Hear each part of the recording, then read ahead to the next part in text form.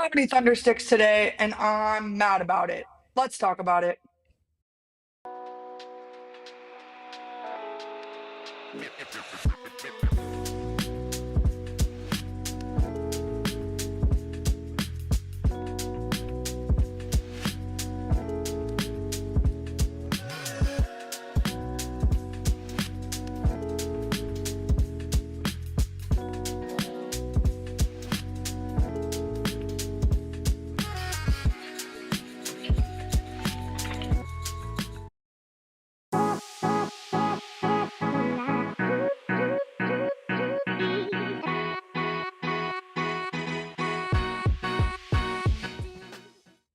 What is up, Mighty Mercury family? Welcome back to the PHNX Mercury podcast. I don't know if there's music playing or not. I can't really catch a vibe. Can a girl catch a vibe in peace?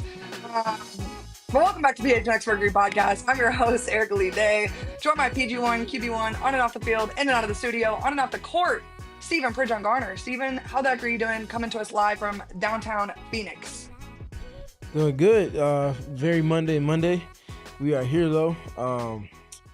Very underwhelming performance from the Mercury on Saturday. So they got some things to clean up before the playoffs start in just a short handful of days. We're 6 days away now. But all is well. How about yourself? How you doing?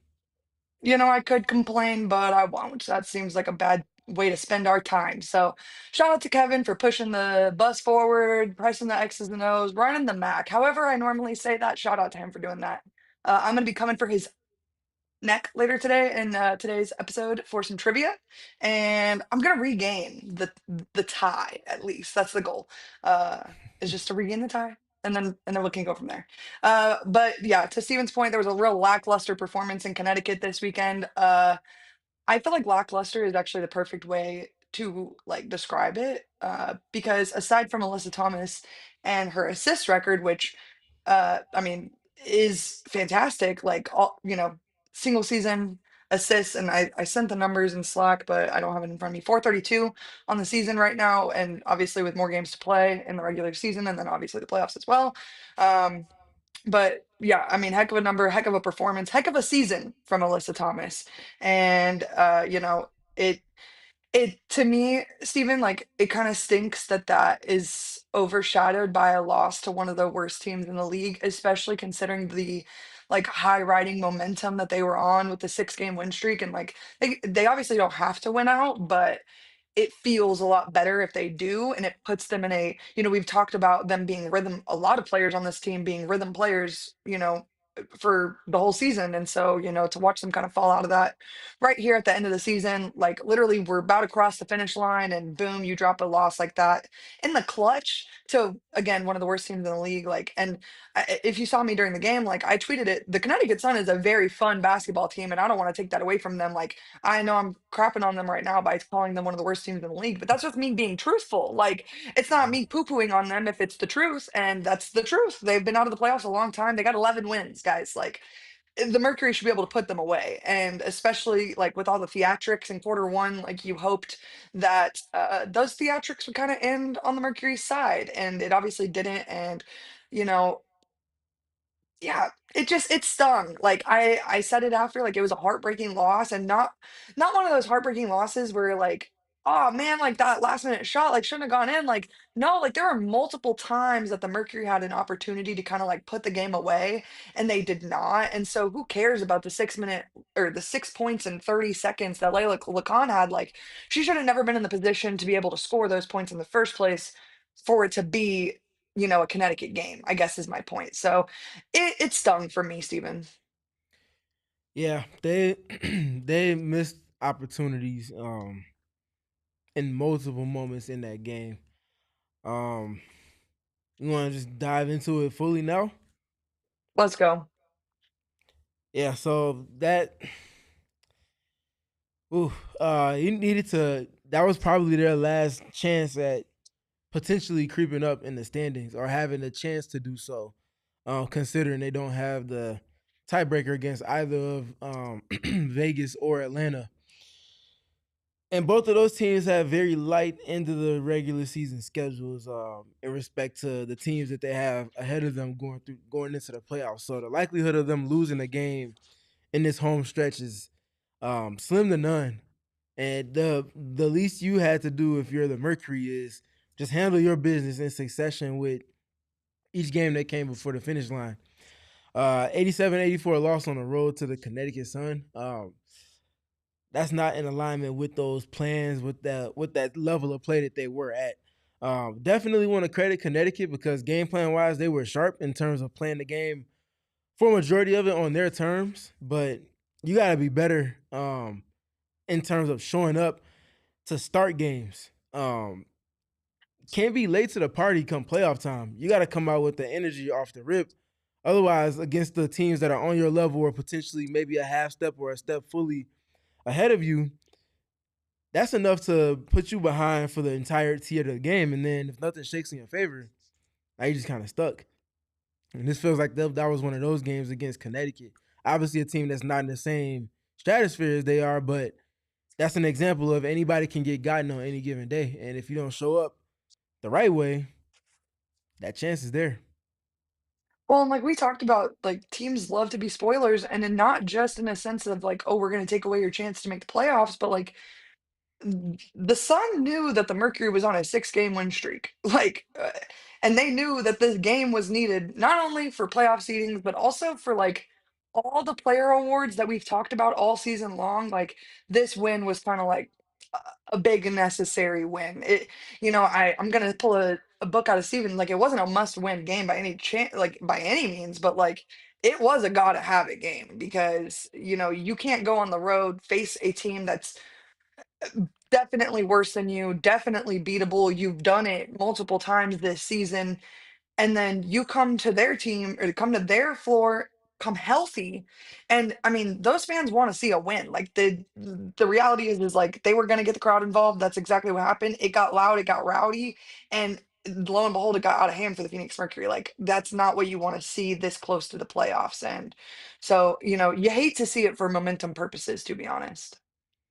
Yeah, that's one that they have to have.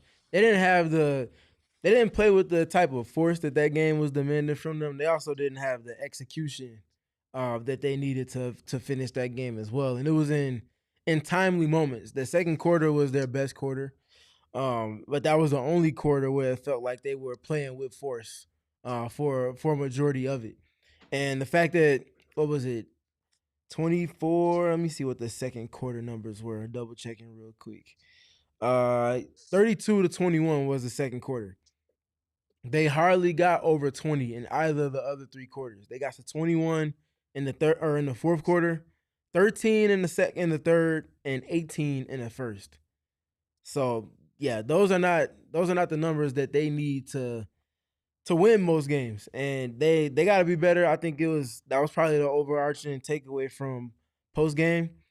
Just a lot of we got to be better in different areas of the game, but generally they got to be better. And the other big thing for me in that game, as I'm double checking the box score, I think it was 25 fouls that they conceded. Yeah, 25 fouls that they conceded to Connecticut. Connecticut shot 34 free throws. 34 free throw attempts. That's not a margin that you can oftentimes make up for because that's an opponent scoring while the clock is stopped. And especially given the timing of those fouls, that just speaks to just the lack of discipline that they had in that game. I don't imagine it's going to be something that shows up again, but if it does, that's a game that they're going to lose because against these playoff level teams like they are, you can't win games like that. Well, and I want to keep talking about this game, but I don't want to harp on the negativity too much because, frankly, like I don't think this is the Mercury team you're going to be getting even tomorrow night when the Mercury play the Sparks. Like I think you're going to see the same defensive mindset that you've been seeing. And Nate Tibbetts talked about the expanding rotation coming just to prepare for the playoffs. And so there's context to all of these games down the stretch here, but this is definitely one that you want to see them win because to give you the lay of the land for the playoff standings, like Vegas has to play Chicago and Dallas, I believe.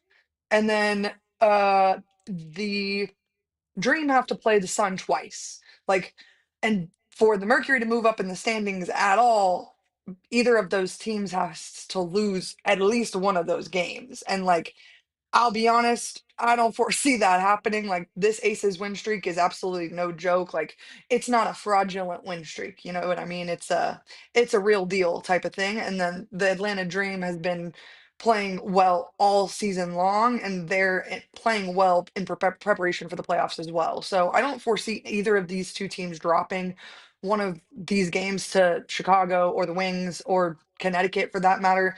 And so, the Mercury kind of put themselves in a pigeonhole to where now they're kind of not, but it feels certainly like they are locked into that fourth spot and inevitably tied to facing the reigning champions, the New York Liberty, which, you know, personally I like the matchup. I think it's been fun to watch all season long. The coaching prowesses between Sandy and Nate. It's a fun game every single time they meet up.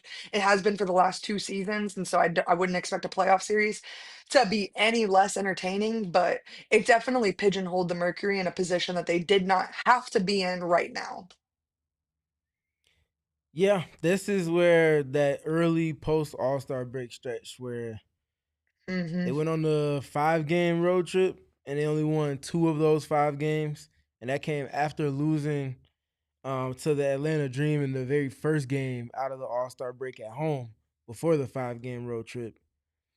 That's where that stretch kind of comes back and clips you some, because if you win just one more of those games, if it's that Atlanta game, for one, you're tied with them, and well, you take a win away from Atlanta, so you usurp them in terms of the standings, and that puts you tied with the Las Vegas Aces as well. It gets tough. It gets tough when you kind of look back on it and you see where opportunities that they either missed out on or they just weren't up to the level of for whatever reason in respective games post All Star break. It kind of just come back and hurt you a little bit as far as the standings go. So all they can control at this point is playing their best basketball going into it.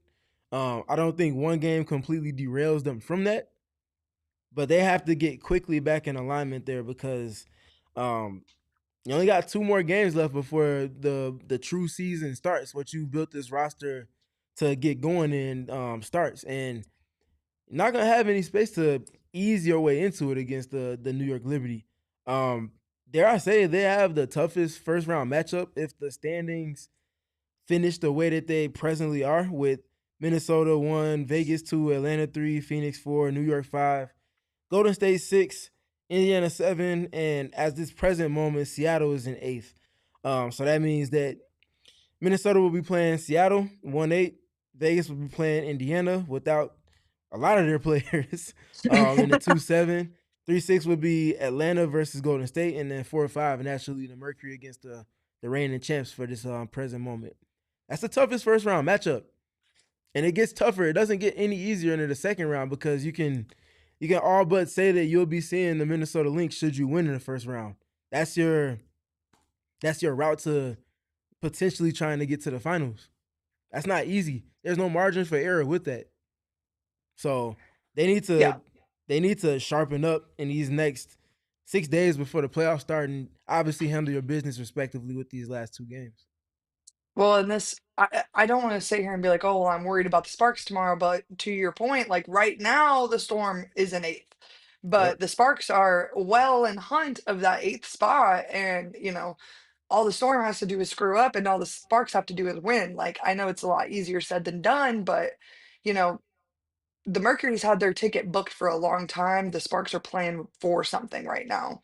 And so, this is not a sleeper game tomorrow. I saw shout out to my good friend David Veenstra. KP questionable, Rakia is probable for tomorrow.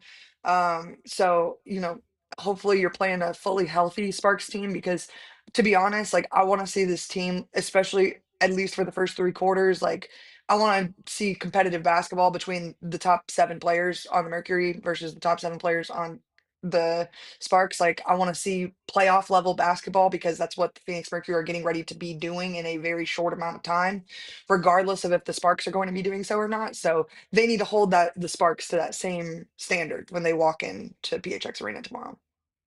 Yeah, I mean, as with every opponent this season, it's all about Phoenix. How do they show up? What's the execution look like? What are their activity levels like defensively? Are they being disciplined and defending while not fouling, but also still applying pressure to their opponents? Like, I think that was one of the other things for me in that Connecticut Sun game. And I'm double checking the box score again. They only had 14 turnovers. This is a team that hasn't been good with the ball um, too much. And the Mercury are a team that typically forces a lot of those turnovers. Now, to their credit, they won the turnover margin by 2, but I think it felt like Connecticut was a little bit too comfortable with their offense in the half court. And that's not something that I typically say when the Mercury are playing that close to, if not their absolute best basketball. There's some games where you're going against Minnesota and they're just not turning it over, but your defense is forcing them into late shot clock attempts.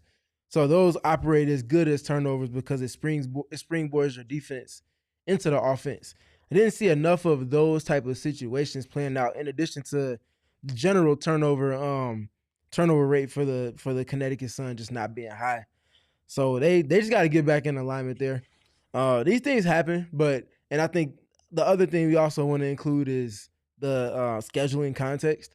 Kevo, we could go ahead and put the tweet up that I had from post game on Saturday, but you want to take into account the fact that they only had one day off and then had an early game on the road on Saturday.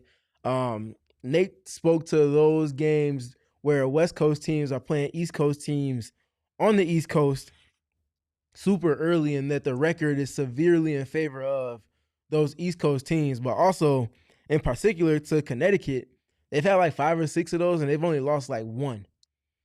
So obviously, that's something schedule adversity wise that matters too.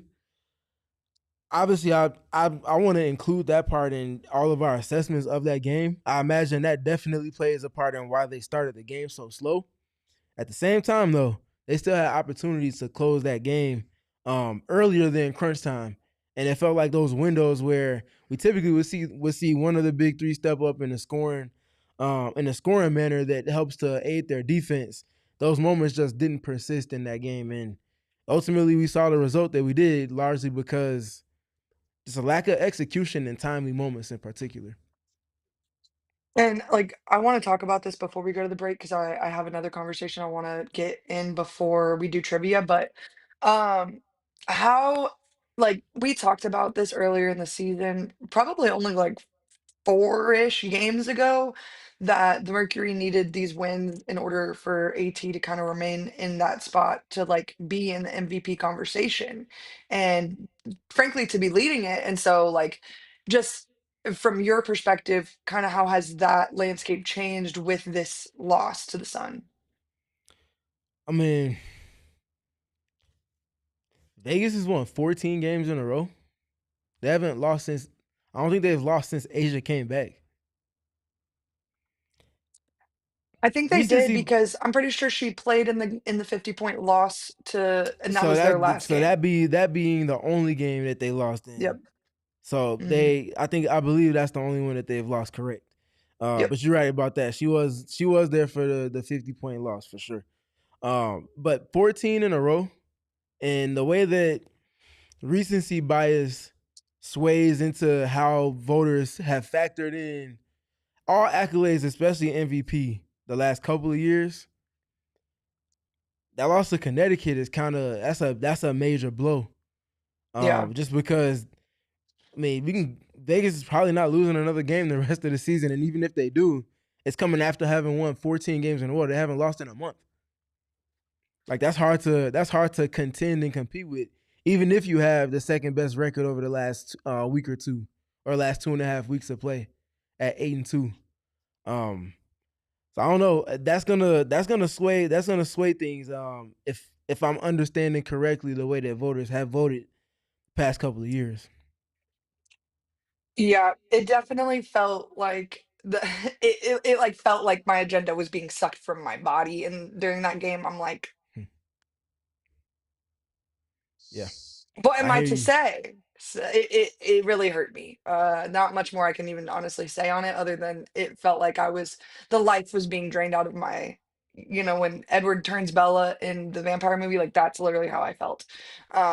So it definitely stinks. It blows, to be honest, but I think her spot on all WNBA first team has been like secured. And if it's not, like everybody and their mother is going to be dealing with Erica. Like, I don't know if you guys have seen the meme I made where it's like you're marked safe from an Erica Day temper tantrum. Yeah, that will be removed from all of my socials because there will be a temper tantrum happening in the flesh. And same thing with all defense. Like, honestly, to be honest with you, Steven, more so for all defense. If she is not first team all defense, I might as well deactivate my account at that point. Like, so She that's will kind of how be. I feel. You She'll think? be she'll be first team on both sides. I think the MVP part gets tough, just because of all of the context at hand right now. She probably ends up finishing second if I'm imagining the way things are going to play out. I don't have a vote. If I did, she would still be my MVP just because of the entire body of work that this regular season has been. Brand new team, brand new coach to her, and just a bunch of newness and the ways in which they've navigated it for a majority of this season without at least one, if not two, of her big three teammates involved with the team, just because of injuries and things like that. Um, yeah, she would still be my MVP as of today if I had a vote. But the way everybody else votes and the way that discourse has kind of swung the last couple of days, if not weeks as well, just feels like it's getting a little tough as far as the resistance is being met with. But um, doesn't take away from the greatness of her season in any capacity. Like, it's still an all-time great season in multiple respects, and who knows? Maybe things swing in a way that we didn't expect, and people kind of consider the full body of work that this regular season has been for AT. Stephen is almost suggesting that the voters are super smart. So I love that we're swinging with optimism on this fine Monday afternoon. Been Uh, surprised before, so maybe it the swings the other other way around. The other race I want to talk about real quick is because I've long accepted the C race. I don't even want to say the word on this podcast right now because it'll make me upset. But the executive of the year race, I tweeted about it earlier today. And here's the thing. I agree that Natalie Nakase is the coach of the year. Period. Point blank. I don't really even think Carl Smesko has an argument for sure, but I think Natalie Nakase wins it, and I don't think it's really like a debate anymore amongst most people. I don't know. Maybe I'm wrong, but Nick Uren had to move on from Diana Taurasi and Brittany Griner and all of the expectation that came with them. I don't think people are giving enough weight to the expectations that come with playing for a franchise that has won as much as the Phoenix Mercury. So I do think there may be a certain, you could have the same argument for Golden State's GM that I guess you have for Natalie Nakase, but with the expectation piece of it, I don't think there has been somebody that's built a better roster under the amount of pressure I feel like personally that he probably was under in order to win. They've been going after AT for over a year. They've been going after Dewana for over a year. Receiving getting Kalia Copper in itself was massive. And then you decided in that moment when you got Kalia that you were going to build around her and build a championship contending roster with or without Diana Taurasi, who has been the pillar of your franchise for 20 years. So I just think the weight of what Nick has been able to do in such a short time, especially when you contextualize the pieces that he did it with, like nobody was talking about Lexi Held a year ago. Nobody even knew who Monica Cole McConney was. And right after the short break here on the PHNX Mercury podcast, I'm going to start talking about the all rookie campaign for her. And so, you have to contextualize all these things and the amount of time he had to do this and the amount of expectations that there are in Phoenix compared to, and I'm going to say it plainly, like an expansion team where really like I can't imagine that. I bet that was the freest year of basketball that those players have ever played because there is no expectation. It's your first team as a year as a team. If you don't make the playoffs, literally nobody's gonna like bat an eye. Nobody's gonna feel like distraught. No one's gonna be like, "Oh my gosh, the sink is sinking. The ship is sinking." That's what I was trying to say. The sink is shipping.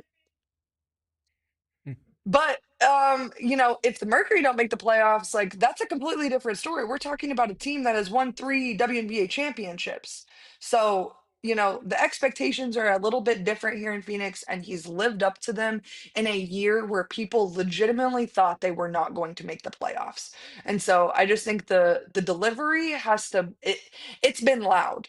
And I think, the question marks around the roster construction were really loud and honestly rightfully so in the off season with the context of everything that I just said.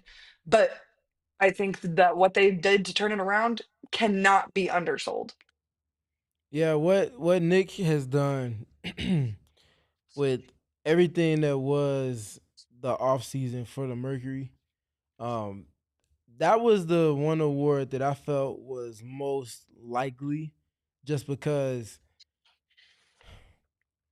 especially when you get to like the through the first quarter and you get to like the halfway point of the season, ebbs and flows as far as players and coaches and team play is always going to be something that kind of sways and kind of has some variance in some capacity.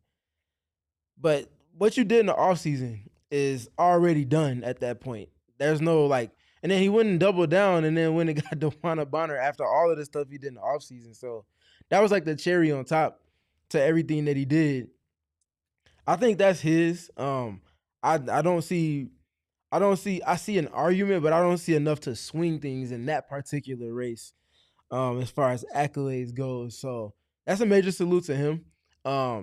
Again, multiple teams take swings on international talent. Sometimes the fit doesn't work. Sometimes the talent just doesn't translate well, and at least not the way that the player was brought over to be or to play to. That's not been a problem with everything that he's done as far as the players he had brought over from the international circuit. Multiple players knocking down 4 or more threes in a game. Multiple players having started and filled voids for the team, viably doing so. That's not by happenstance. That's not by accident. There's very intentional. There's very intentional, very much an intentional decision being made with these pieces coming in, as far as them fitting around the big three. And they got to where they are largely because those players have been able to hold up their the value that they add to the team. Yeah, I can live with almost all the rest of the awards not happening the way I see them, but that would be one that would have me the streets would. I don't want to make any threats because I obviously would hate to go somewhere, with bars and be behind them. But like, what are we doing? Like, do you guys not watch PHNX Mercury podcast? Like, I've been giving you the answers all season, and this is one that I really just, you know. And also, I want to bring attention to this. I am not wearing my AT for MVP shirt because I don't believe that anymore. That's not the case. I was just doing laundry and I wanted to wear black because we were at the, funeral of the win streak. Steven's had enough uh, of my shenanigans. the win streak was cool. Um, Now what if it I flips was into honestly just happy because you made those rules for the win streak being 4 games. So I was like, oh my gosh, this is a freebie. Woohoo! it's true. Um, the best way to get back to it is start a new one in the playoffs. I can only hope that that is the case because I can't be Thunderstick list much longer. But we're gonna talk about actually a little bit more of this awards race after this quick break here on the PHNX Mercury podcast.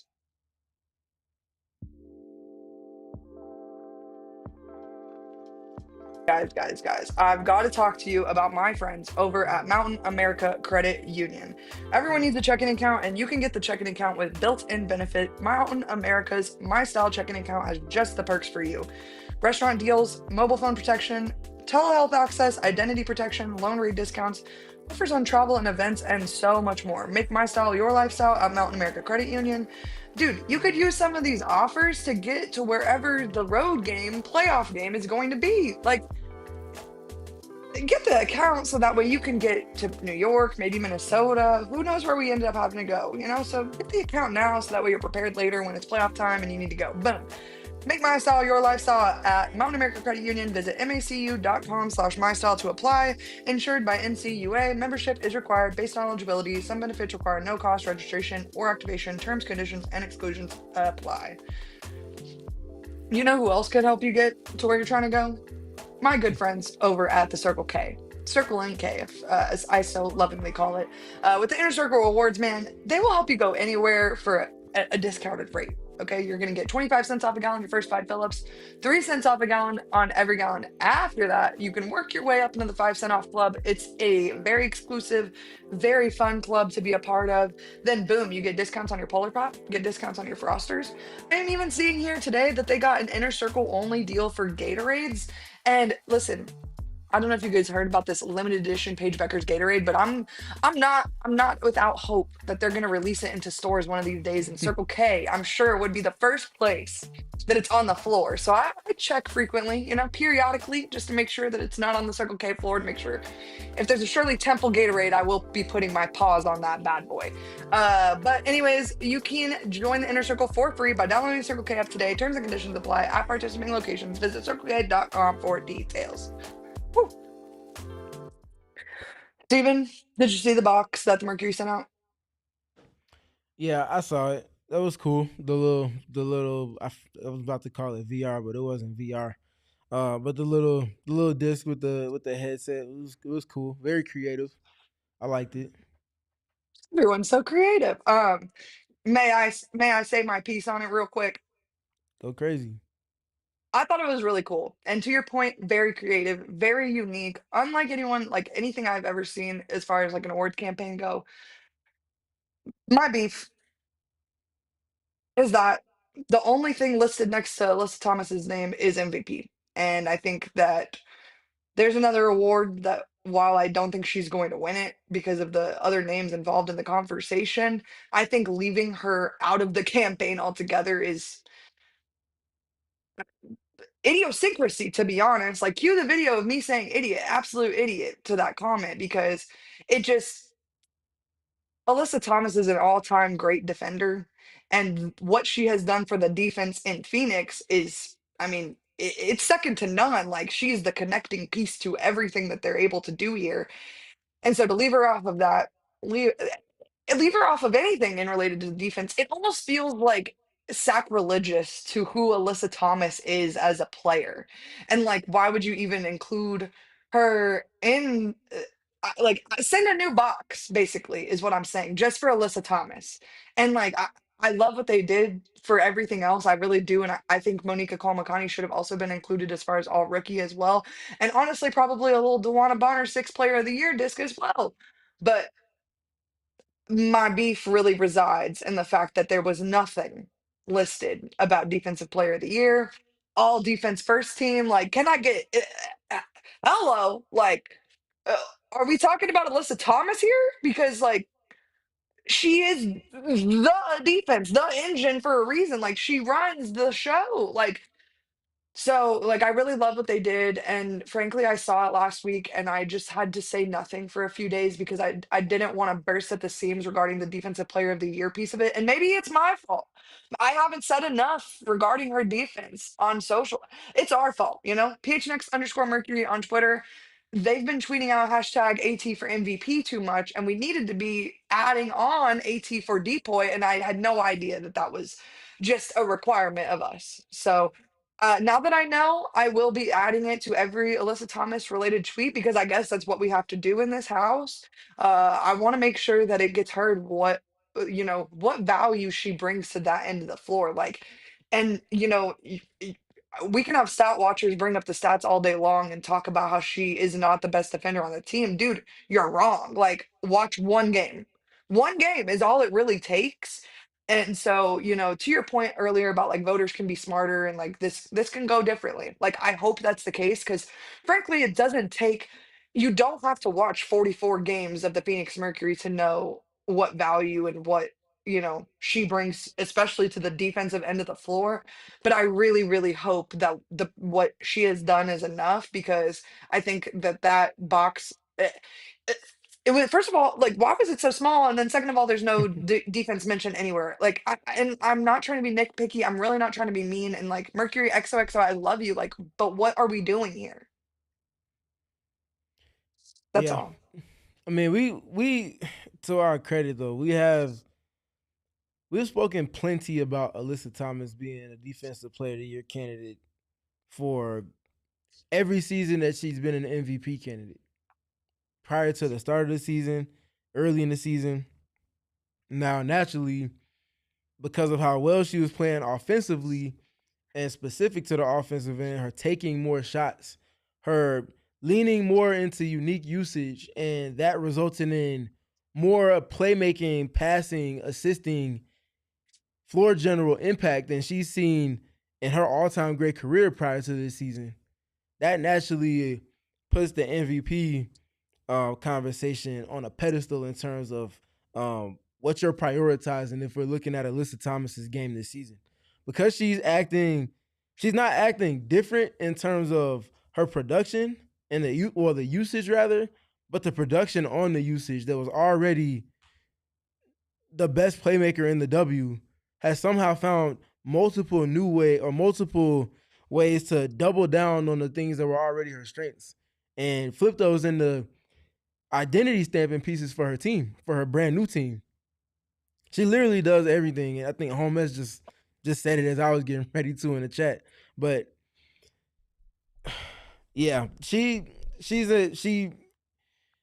for as firmly of an MVP candidate as she is, she's also very much firmly in the thick of all of defensive player of the year conversations because of the presence that she is, the communication, the activity defensively, the versatility is second to nobody in the WNBA. And I think the way that her team rallies behind when she's on the floor and when she's doing those things, it speaks to just the value that she brings. Um, so yeah, I think MVP should have been take it should have taken precedent for sure, but shouldn't have diminished the quality of her defense in any capacity. Maybe I'm wrong, and I was actually going to talk about this with you a few shows ago, but we had a gazillion other things to talk about real quick. But I feel like, especially in the recent years where it's been like Fear Asia or Stewie or Asia and X, or AT for that matter, like you're having this like battle of the monumentous fours, for lack of a better term, and like it kind of feels like Depoy has become like the here's your second place, here's your silver, and because of the type of position that is competing for the MVP, like it's okay in a sense, but like I don't think it's going to be okay forever because I don't think that this position is always going to hold this type of power over the MVP race.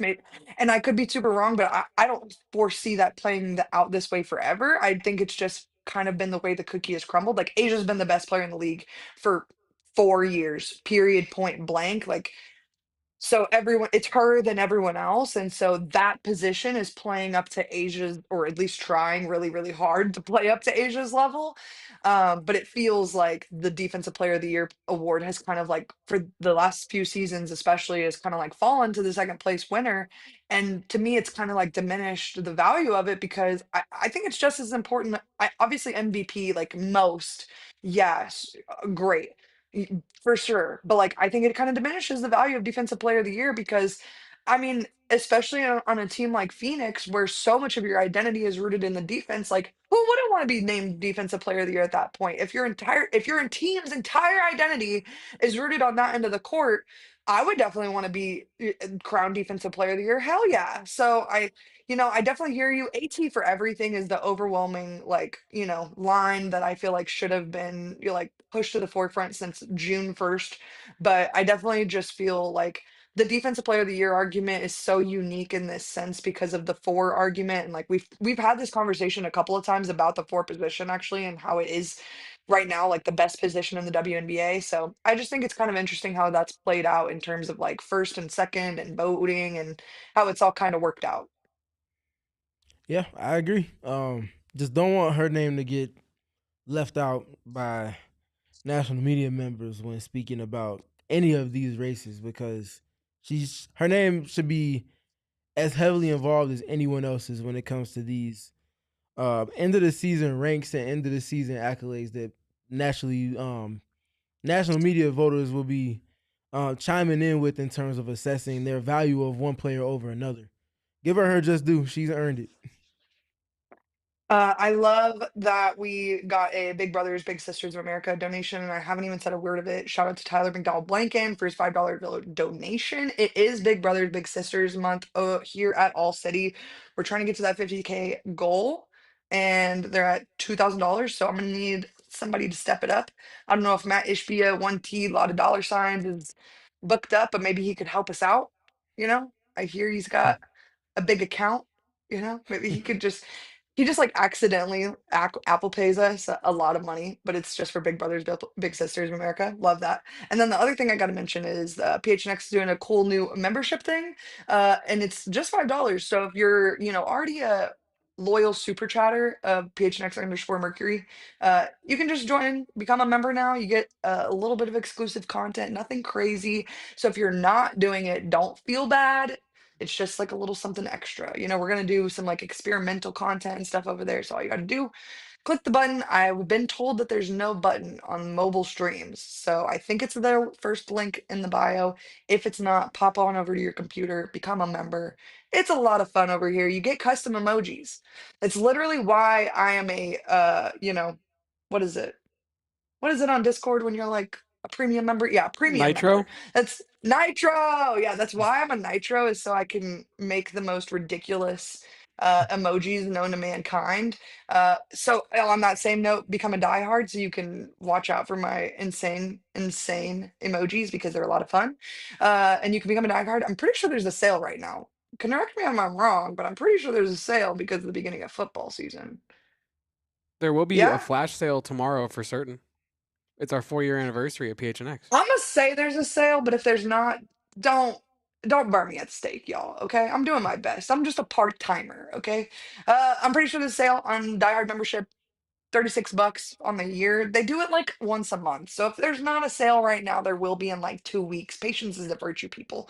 You get a free t-shirt, you get a diehard membership card, and you get access to the Discord lounge, like I said, where you can talk to me, Steven, Kevo. You can berate us about our U of A opinions. Apparently, Tyler Loop is too protected by U of A media, so you can berate me about that guy in there if you feel like it. It's up to you.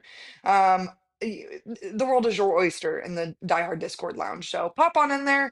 But I'm excited because we got another tidbit here of Steven's trivia. Are we ready for that? Yeah, we can get into it if you and Kevin are ready. As ever. I'm ready as ever. Kevin, are you ready? Yes. All right, so first thing we're going to be taking a look at is post All Star break. So Alyssa Thomas has been doing a lot of things. Um, I don't want to get too specific with this, but I've been trying to figure out how I want to word it or how I want to kind of rank it. We can do it the easy way. So Alyssa Thomas is top 5 in rebounds post All Star break. I'll give you all top 6. Where does she rank in the top 6 post All Star break in rebounds per game? You said she's top 5. I'm going top 6. So Alyssa Thomas is top 6 in rebounds post All Star break. Where do you think she ranks in that top 6? And while you guys do a little bit of thinking, I'm gonna provide a little bit of context. So Is this post rebounds per game or total? rebounds per game. Period. Rebounds per game. So just looking at her post All Star break stretch, she has 1, 2, 3, 4. She has 5 double digit rebound games. She has 2 north of 15 in back to back games where she had 16 against the Golden State Valkyries and then 15 against the Los Angeles Sparks. That was in one of those back-to-back triple-double stretches that she had. So she's been getting after it. When she's grabbing rebounds, naturally that means they're getting into their offense quicker because they don't need an outlet. She just grabs it and takes off. Adds to that transition and all of the playmaking and all of the offense that they get from transition, which they play to and get more out of than any other team in the WNBA. So the engine, for multiple reasons, grabbing boards is a significant piece in that. Where do y'all have Alyssa Thomas ranked in the top 6 post All-Star break in terms of rebounding? Third. Kevin says third. Erica? Fourth. Final answers. Kevin, you sticking with third? Indeed, I am, SPG. Erica, you sticking with fourth? I really am. Drum roll, please. She is third. Wow. Post All-Star break. Wow. Smiling through it all. I love my life. She is averaging 10.4 boards post All-Star break. Angel Reese is number 1, 12.4. Asia Wilson, number 2, 10.9. Alyssa Thomas, 10.4 at 3. Camila Cardoso, 9.7 at 4. Aaliyah Boston, 9 at 5. And Kiki Iriafen, 6 at 8.8. So AT amongst the most elites in rebounding, in addition to playmaking, in addition to points created, which are points scored and points that are compiled from passes from her on the season and post All-Star break. She just continues to find multiple ways to be significantly impactful and effective. I just keep finding multiple ways to be significantly more impactful and effective than Erica at trivia. That's crazy. This is a great game. I love this, Steven. This guy. This actually is making me feel like steam in my bones. I've never of broken football, a a lot of bone basketball, before. a lot of game left, you know? They still got a couple more rounds, so y'all want to make sure you stay on your P's and Q's. Number 2. Let me be locked in. Number 2, post All-Star break, Alyssa Thomas has been top 6 in terms of steals per game. Where do you all think she ranks within the top 6 in terms of steals per game in this post All-Star break stretch? What is this top 6 nonsense? Steven trying to throw us off. Top 6 means she's in the top 6 players. I know, but it's awfully specific, Steven. It is.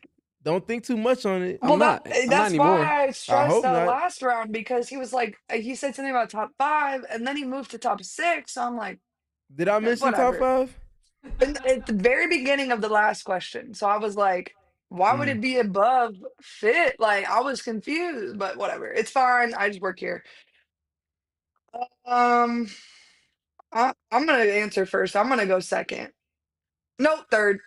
Gabby Williams exists, and I'm scared of that. Remember, this is the answer. post All-Star break stretch, though, not the comprehensive season. So that's the last hint that I'll be giving on that. But give y'all a little bit of time. Okay, I'm gonna go back to second.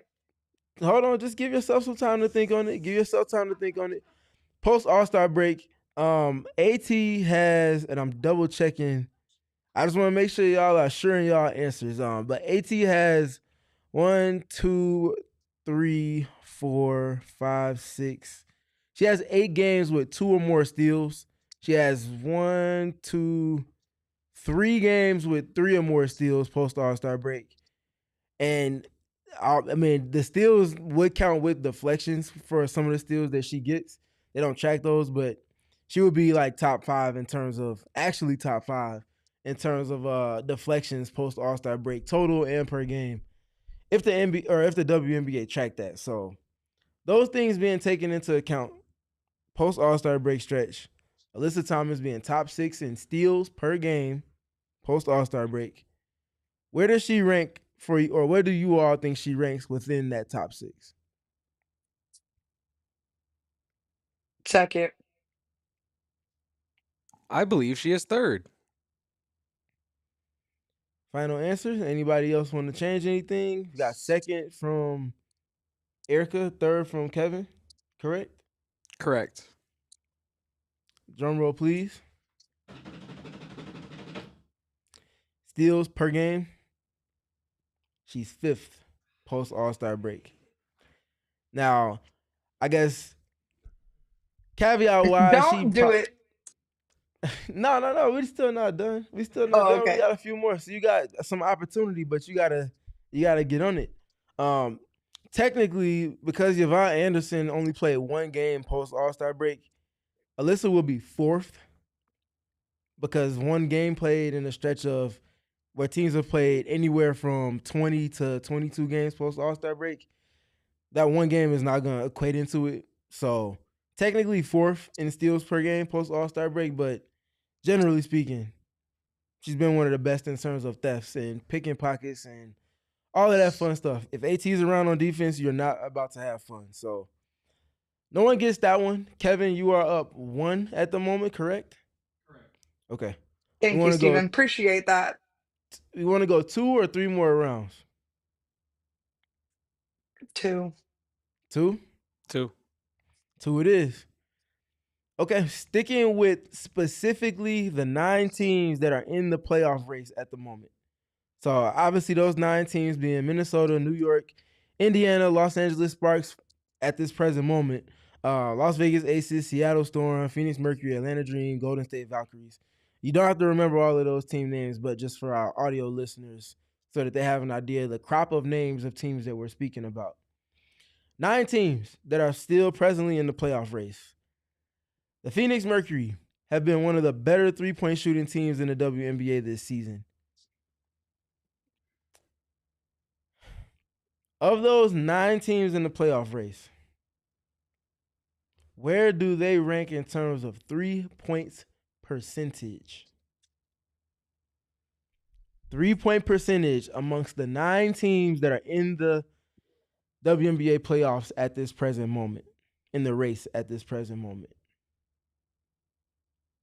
3rd. Take into account the ebbs and flows and the ways that some games they have it, some games they don't, and the way that factors into the teams that are in the playoff race right now. Not the whole league, just the playoff race. So of those 9 teams, Erica, what number? You gonna stick with what number you just mentioned? I'm going to stick with 3rd. Okay. We're going back to the well, and we're going to say they're 4th. Okay. Final answers? Anybody want to switch it up? No. Heart is racing. All right, well, both of you guys are wrong for this one. No. They are presently 7th of the 9 teams in the playoffs at this present moment, or at least in the hunt for it, with 3-point percentage at 33.8%. Sticking with the same crop of teams, so 9 teams, looking at the rebounding numbers per game for each of these teams. Kevin's still up 1. We got 2 more rounds, including this one. Where do the Phoenix Mercury rank in terms of rebounds per game? So rebounds per game of the 9 teams that are in the playoff hunt, playoff race, playoff hunt, however you want to call it. Where do the Mercury rank?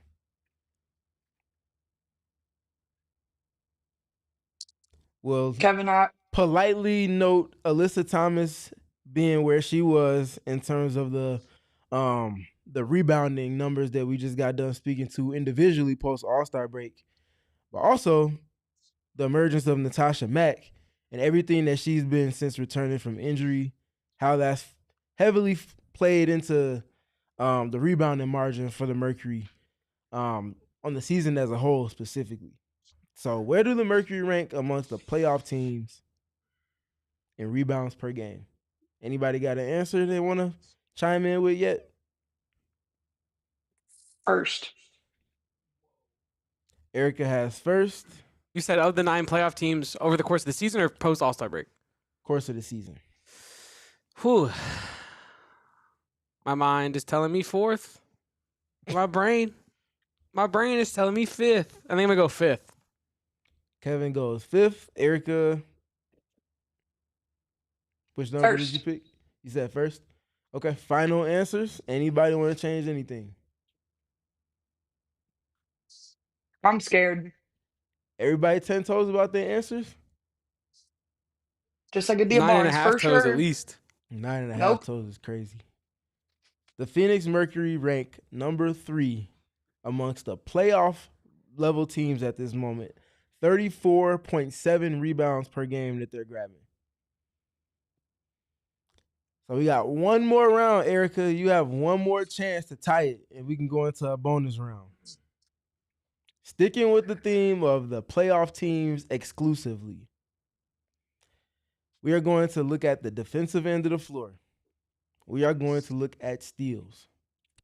The Phoenix Mercury, obviously a team that gets after it defensively, haven't had the most success the last couple of games, if not the last week or so, in terms of forcing turnovers. A lot of the turnovers they force come from steals. But they are still fairly good with forcing teams to turn the ball over via their steals and their ability to pick pockets and jump passing lanes and speed teams up, all of that fun stuff. Where do the Phoenix Mercury rank in terms of steals per game amongst the playoff teams at this present moment? I'm going third. I'm going second. Everybody locked in? Locked in. Dialed in. Be proud of yourself, Erica. They rank third Oh my God. in the W amongst playoff teams at steals per game at 7.9. Only I'd like being to thank outdone by God. the Minnesota Lynx at 8.1 per game and the Seattle Storm at 8.6. So the three most active defenses that are firmly involved in the playoffs are those three teams. And that's going to be something that is important to watch for come playoff time, because the Mercury can't be their best selves if they're not forcing those turnovers and playing into transition. So we have ourselves a bonus round. Erica at the buzzer knocks down a 3. We're tied in the Ultimate Series, correct? Like This is All for the season. reliable. This is for the season here, so the parity is parodying No, right actually, that's wrong.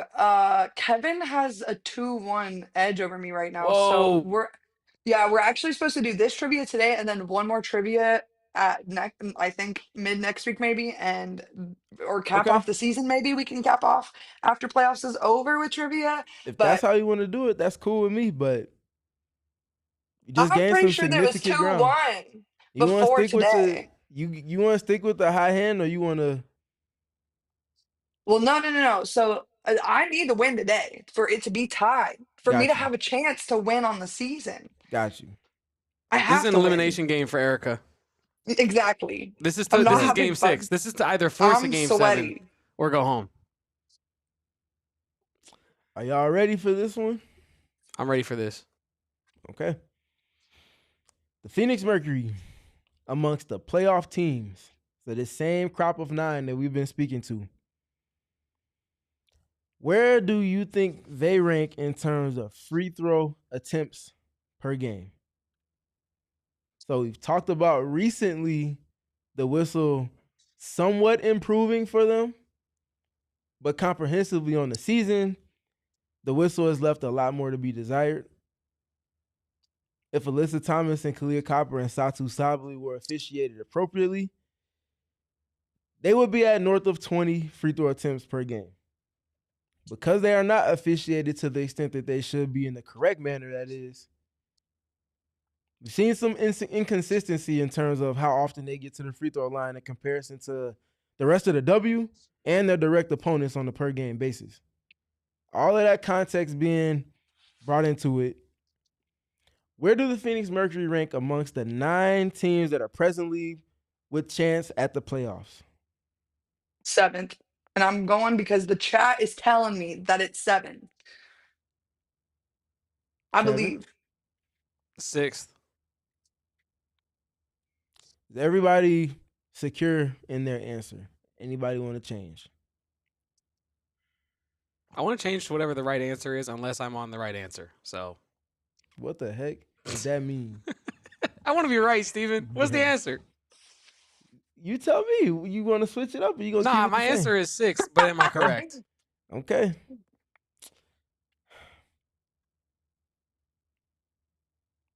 Erica,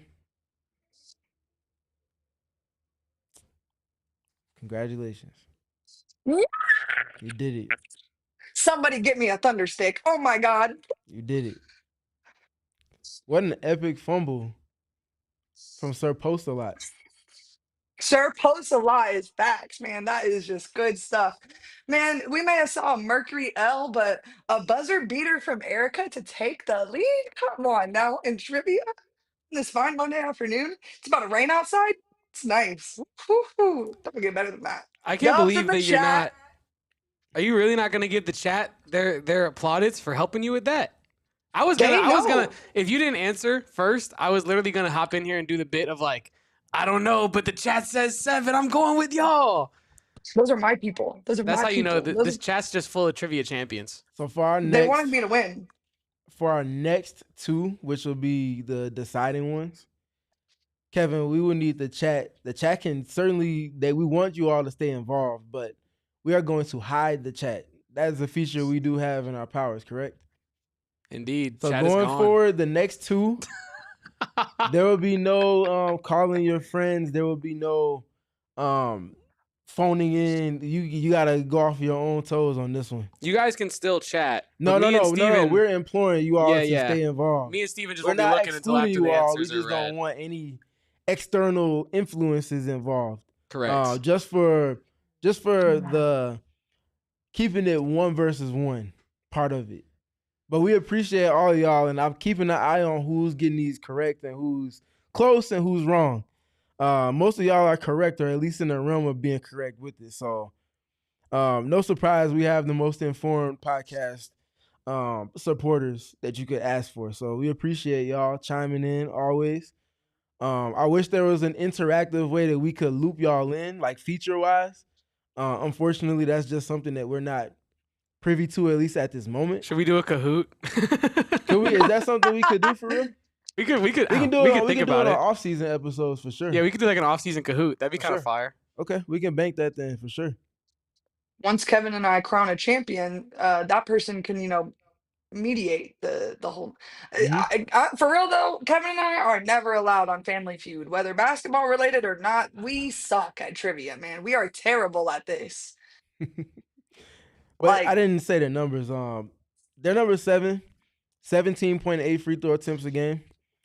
That number needs to get either it needs to rise closer to 20, or it needs to get more on par with whoever is going to lead the W in free throw attempts per game once the playoff games get rolling in, because that's not a margin that they can be more than 4 or 3 behind whoever it is that's at the top, or at least their direct opponent.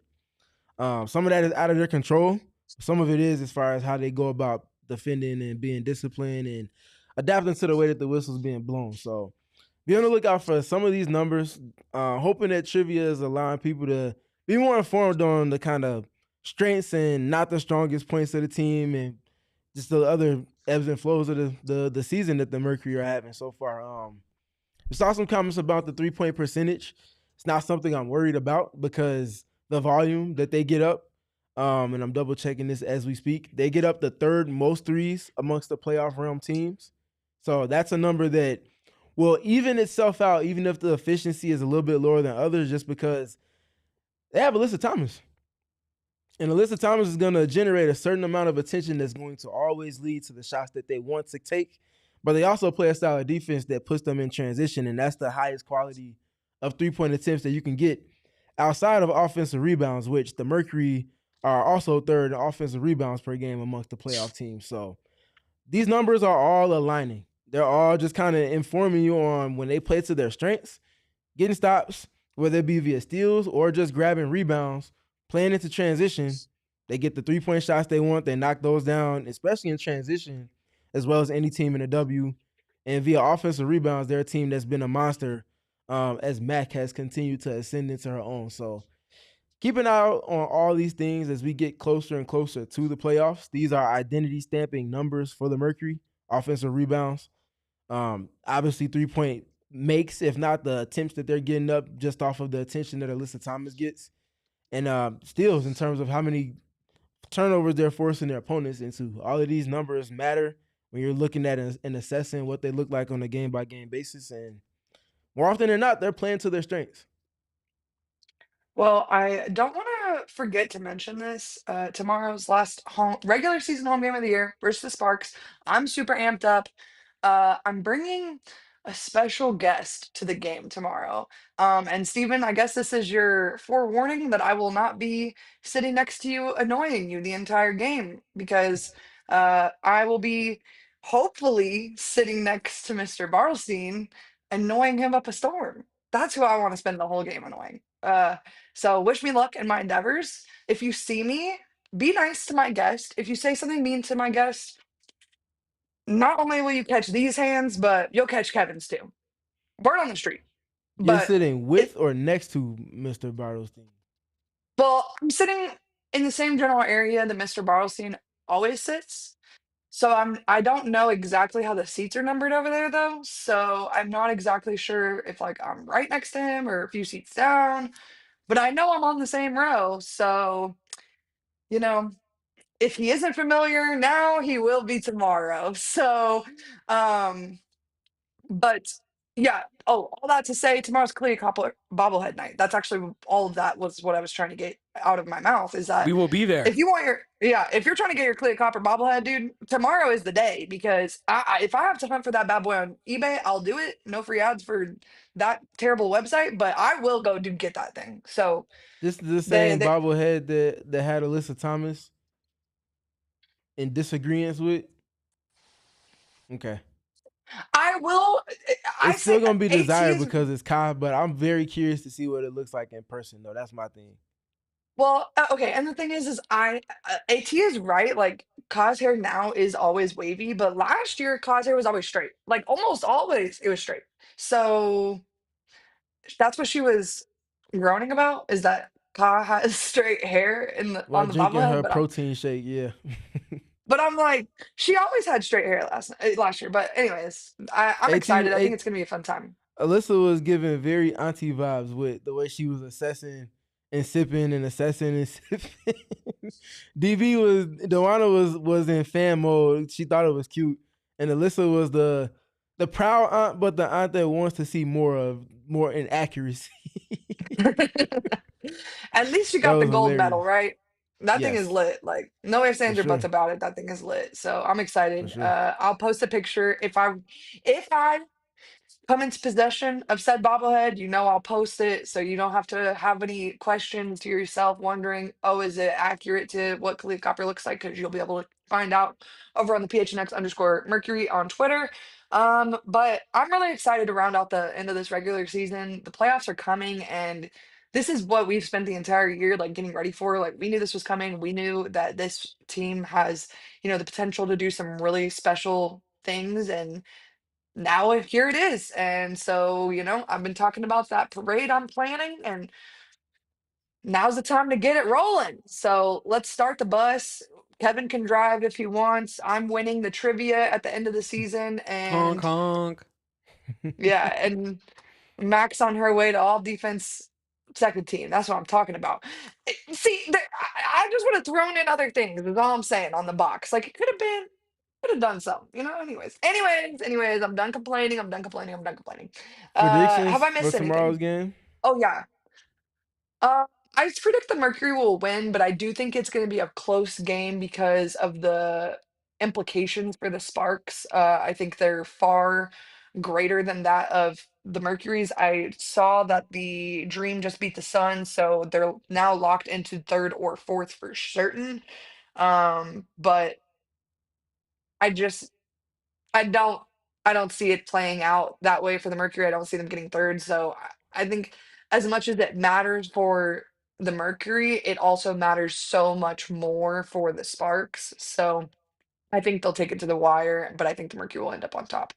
So you said the Dream are locked into third or fourth or second or third. No, but because the Dream beat the Sun today, the Mercury are locked into the third or fourth. They can't move Oh, up the to the Mercury second are spot locked into anymore. third or fourth. Yeah, Gotcha. sorry. Okay, No, cool. yeah. They just Gotcha, can't move gotcha. up anymore. Back to For sure. second. They could still move to third, but not to second. hmm So, oh, Question and for score. question for you and Kevin. Would you rather the Mercury stay at 4 and have to go through the Liberty, and if they beat the Liberty, go through the Minnesota Lynx to get to the finals, or would you rather them find a way to get up to 3, likely via some help from the Chicago Sky, and beating the Vegas Aces, and having to go through who would they play? Golden State if they're number 3, and then have to go up against Atlanta in the second round, who haven't really been too close with going up against in their regular season series. Which route would you rather, Me, the 4-5 going up against the teams that were in the finals last year, or the scrappy Golden State Valkyries that are not going to be a pushover or walkover in any capacity, as well as the obviously the Achilles heel that's been the Atlanta Dream for the Mercury this season? I want the Liberty and the Lynx. If you're gonna be the best, you have to beat the best, and I think that those are the best teams, like comprehensively in the WNBA. Like New York has had its fair share of adversity come late in the season, and the injury bug got them late. That's for darn sure. But I think that the Mercury have a better chance of beating New York than probably most other teams in a For sure. series, especially. Mhm. And so I think they get to start at home. I have good feels about that. I would prefer the Liberty than the Lynx. I think the Lynx is obviously it's a difficult matchup, but I think they match up with them decently, especially now that the Mercury is healthy again and not like playing with bits and pieces. Even when they beat the Lynx, what was that right before the All-Star break? Satu wasn't playing then, I don't believe, and so Mhm. I think there's context even to their good wins this year that their best players haven't been on the floor. So I think I would prefer that. What about you, Kevo? I think I would prefer option B just because I think it's easier for the squad, and I think that you get the monkey off your back of being able to defeat the dream. I think that's a big like morale boost, for lack of a better phrase. Literally. And you can, I think that's like the one squad all year that I think really has had your number. And I think if you could prove in a playoff setting that you're better than them, I mean, you're better than them, who's beating you at that point? You're better than everybody else in the league. This is just the one team that's got your number all year. So I would rather have option B. I think from an entertainment standpoint value, option A is, fireworks. You know what I mean? The two former champions.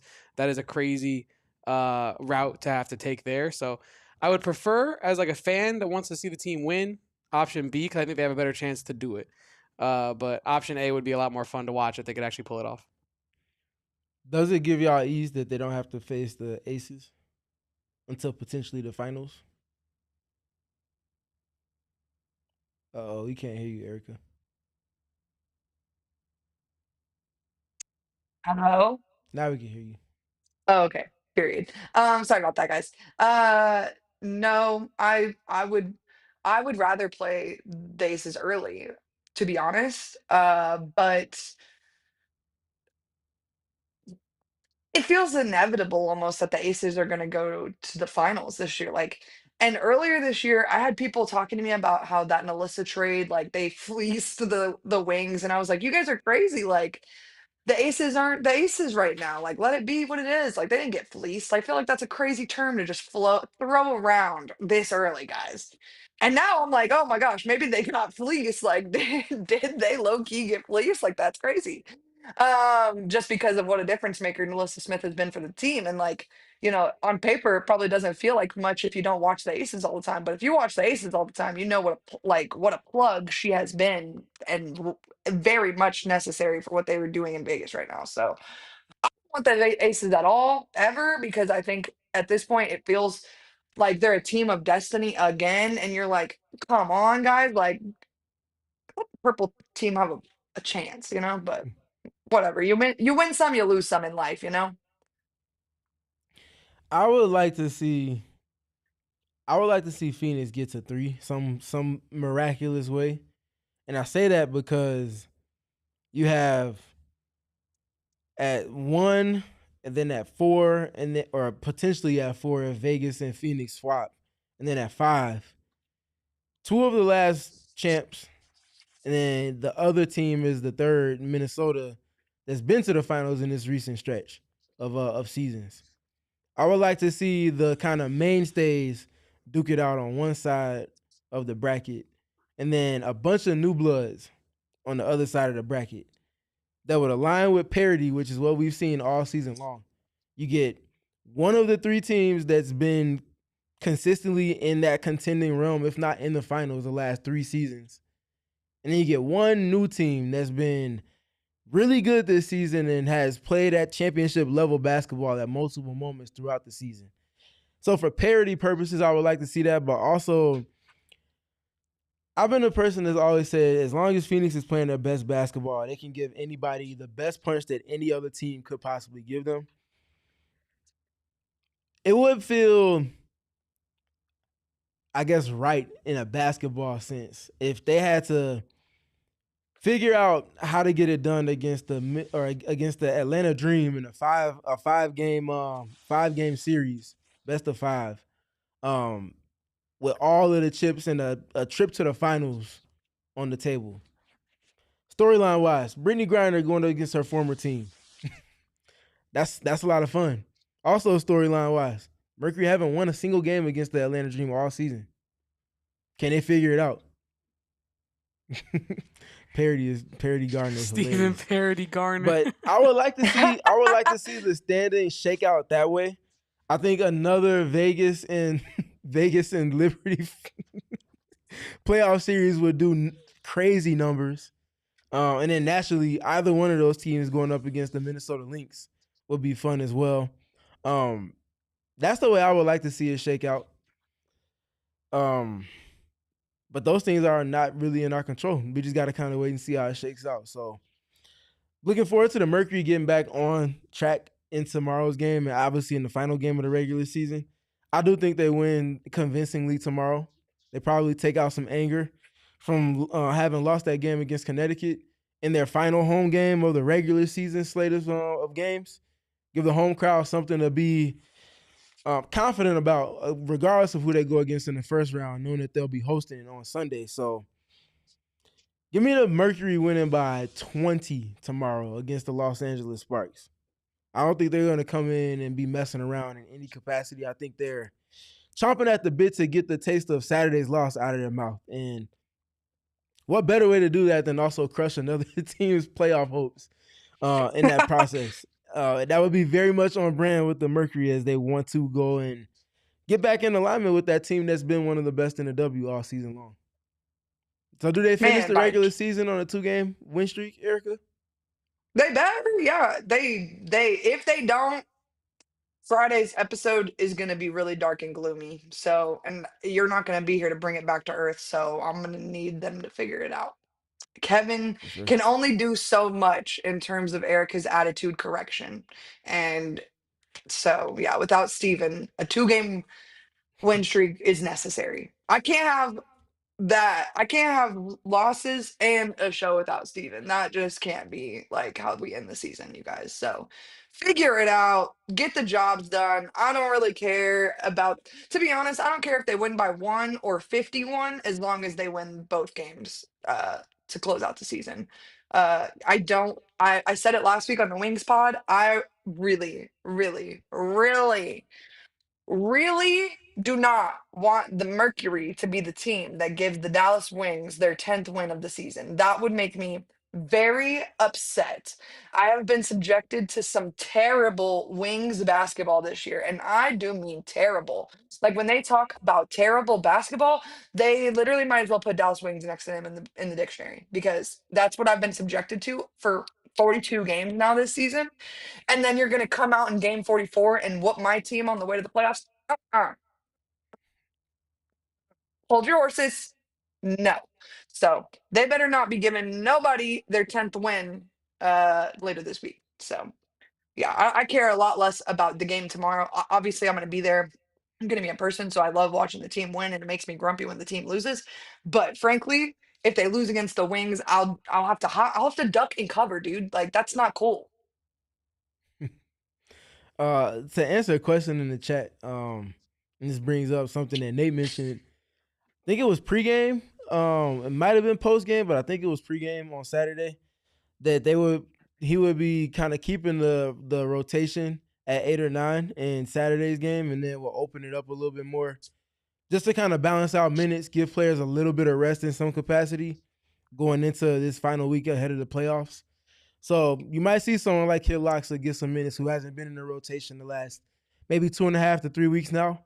That might mean Kalani Brown gets some minutes. That might mean Lexi Hell gets more minutes than she did on Saturday. That might mean someone else potentially gets some minutes that hasn't been playing too much the last couple of weeks. So be on the lookout for that over these next two games. I feel like they're going to open things up a little bit. Scale back AT's minutes. She's been playing about 33-ish minutes the last couple of weeks as they've kind of shrunk the rotation to 8, but that's just the primer for the playoff rotation and kind of hammering home those things. So be on the lookout for that. Imagine everybody's going to get a chance to put the ball in the basket, feel good about themselves going into the playoffs, and then at that point is be ready when your number's called. Yeah, Kiana Williams is gonna see me sitting courtside. She's gonna be like, remember 2021 when we won a national championship over the University of Arizona? So just what I envision tomorrow playing out for me. She's gonna come in, hit a three, boom. Remember that, Erica? Yeah, girl, I do. I think about it frequently. Thank you so much for asking. But yeah, I'm excited. It's gonna be a fun week of Mercury basketball. We get to wrap this up and then boom, postseason awards hopefully come out over the weekend. Y'all should see the list of graphic requests I put in over the weekend. It's quite lengthy. So, I hope that I get to use at least a couple of them. Voters, I'm asking politely, please let me use a couple of them. Yeah, be sure to leave a like. I haven't said that one time in this whole episode, and for that, I am so sorry. Leave a like, 5-star review, wherever you get your podcast. We really appreciate you guys tapping in with us all season long, but as we enter the final stretch here, playoff basketball, like it's just gonna keep getting better and better. And word on the street is that we're gonna be doing post games for every game in the playoffs. So you haven't seen the last of us. Well, but you can follow him. Post games Wait, and potentially some more fun. heavy on the more fun. Eyeball You can follow. emojis. Uh, you can follow this guy over at StevenPG3 on Twitter. You can follow me at Erica Lee Day. You can follow our wonderful producer Kevin at Kevo Post. You can follow all of us together, having a hoot and a holler on Twitter at all times at PHNX_Mercury. And we will be back with you guys on Friday at 11 a.m. Thank you for watching. We